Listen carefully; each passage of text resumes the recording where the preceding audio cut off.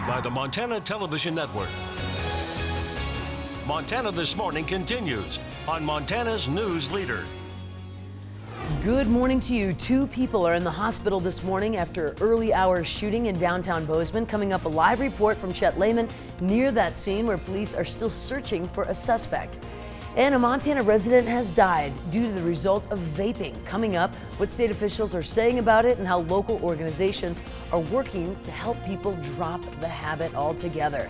Good morning to you. I'm Missy O'Malley. It is 6:30 here on your Thursday. Our own Chet Lehman is broadcasting live. We'll check in with him in just a second. Matt Elwell has our forecast here in a moment as well. Right now, police are searching for a suspect. It's a manhunt in downtown Bozeman after a shooting early this morning. Chet Lehman is live in downtown Bozeman with police, and they are still on a manhunt. Chet.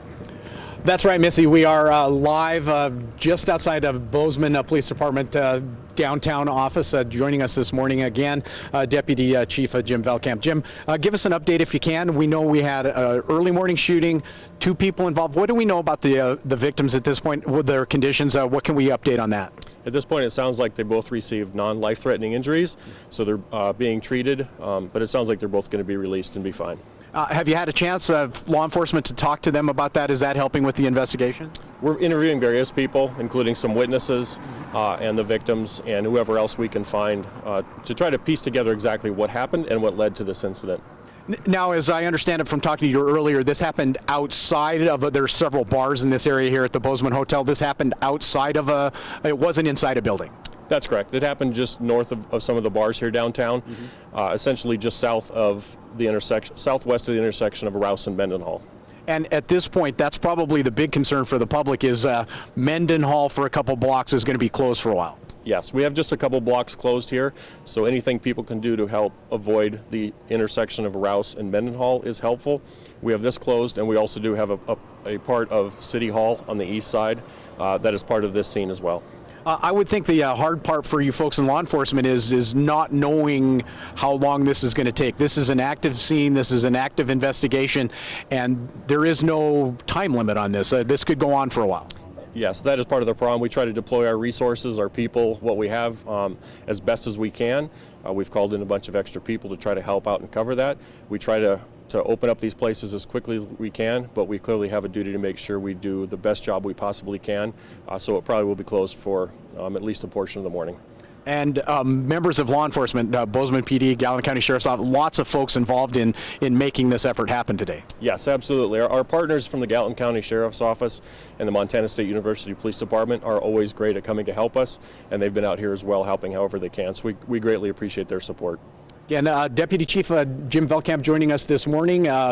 Early morning shooting sends 2 people to the hospital. The update is it looks like they're going to be okay. That's the good news in that. But this is an active crime scene, an active investigation. So please try to avoid Mendenhall between Rouse and Bozeman, at least for the next few hours. Jim, thank you very much. Again, Chet Lehman reporting live from downtown. I'm going to send it back to you in the studio, Missy.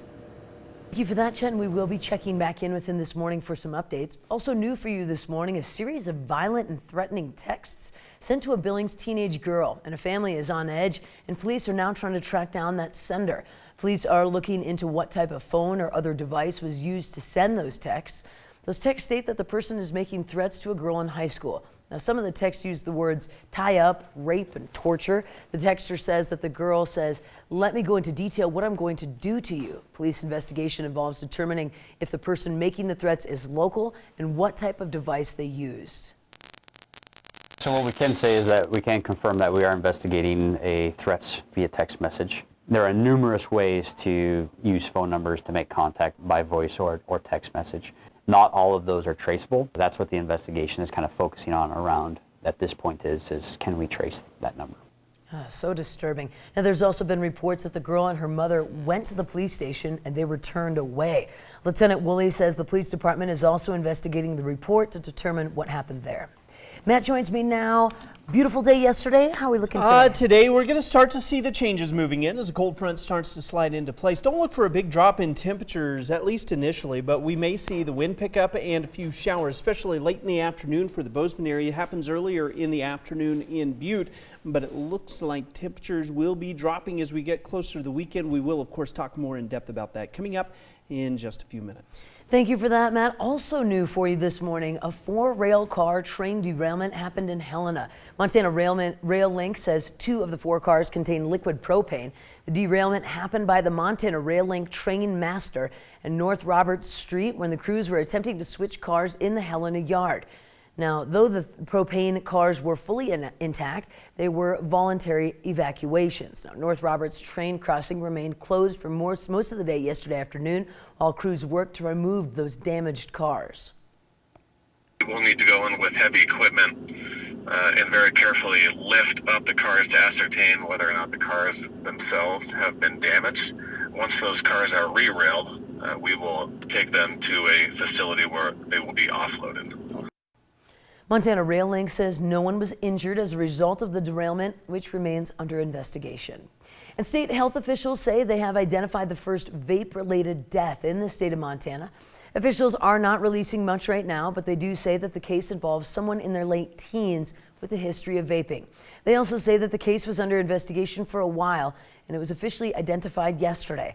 The department is not releasing any further details due to confidentiality rules. However, the Gallatin City County Health Department confirms that the victim was not from Gallatin County. We're looking hard at it here in this community, and it is a public health issue. So the ongoing messaging, let's take a time out on vaping. I would encourage parents to talk with their kids about vaping and the hazards that come along with vaping. There's just too much unknown about the vaping and what it can mean as far as the effects of using. This is the 3rd vape-related illness confirmation in the state, and the first 2 being found in Yellowstone County and Gallatin County. And gubernatorial candidate Mike Cooneys says he wants to prevent outside money and self-funding by wealthy candidates from being part of the political campaign. And to achieve that goal, he's asked other candidates to sign a pledge. By signing the pledge, candidates would agree to an unusual deal. For every $1 of personal money they spend on their campaign or that is spent by an outside group on their behalf, the campaign would donate 50 cents to a charity chosen by their opponents. Cooneys said that the pledge that he believes would be self-enforcing. He made the offer to his opponents by the Democratic primary, but said that if he is the nominee for next year, he would make the same offer to the Republican nominee. Cooneys said that the pledge is not directed at any one candidate, such as Republican Greg Gianforte, a multimillionaire who has spent large amounts of his own personal money and fortune on his past campaigns. Rather, Cooneys says, is it a proactive way for candidates to force big money out of the race and make candidates more responsive to the average Montana voter. I think it will go a long way to making sure that Montanans' voices aren't drowned out by big out-of-state dollars and secret groups that don't want people to know who they are. I think it is time that people running for office, candidates for office, step forward and say, look, enough is enough. We are not going to continue to do business this way just because this is the way the rules allow us to do this. Now, the campaign of one of Cooneys' Democratic opponents, Whitney Williams, called the pledge a political stunt. And Montana Congressman Greg Gianforte has his sights set on Google. During a congressional hearing yesterday, the Republican form of Bozeman blasted the Silicon Valley giant for refusing to take ads for hunting from Rocky Mountain Elk Foundation in Missoula. Google said that hunting is considered animal cruelty and is inappropriate for the network. Gianforte called Google's stand, quote, absurd. Hunting is a way of life in Montana and many parts of the country. I'm very thankful that you worked quickly to reverse that, but I remain very concerned about Google's effort to stifle the promotion of Rocky Mountain Elk Foundations and how they were treated. I worry that other similar groups have faced similar efforts to shut down their advocacy. Gianforte says he has invited Google executives to meet with the representatives of Montana's outdoor recreation businesses, but he's not received a response. And Marine veterans and their supporters in Butte are getting an early start on Christmas by collecting toys. The Marine Corps League kicked off its annual Toys for Tots campaign yesterday in Butte. They will start collecting toy donations for children in need. The volunteers say they need toys for children of all ages, from newborns up to 18 years old. Just think about what your own children would have liked to have had at that age that they have. We still need games, puzzles, because we also give out a family toy to every family. And so something that the whole family can enjoy. Toys for Tots boxes will be out at various stores location around Butte starting this weekend for people to drop off their donations. And here is another new information piece for you today. With cold and flu season coming up, it's a good time to start washing your hands very often, but you're already doing that, right? Experts say that they told Yahoo News that most Americans wash their hands for 5 to 10 seconds, and that is not enough to get all of the cleaning action of soap. Here is the right way to do it. According to the CDC, rinse your hands first and then apply soap and work up a good lather, getting in between your fingernails, underneath your nails, and then rinse for at least 20 seconds.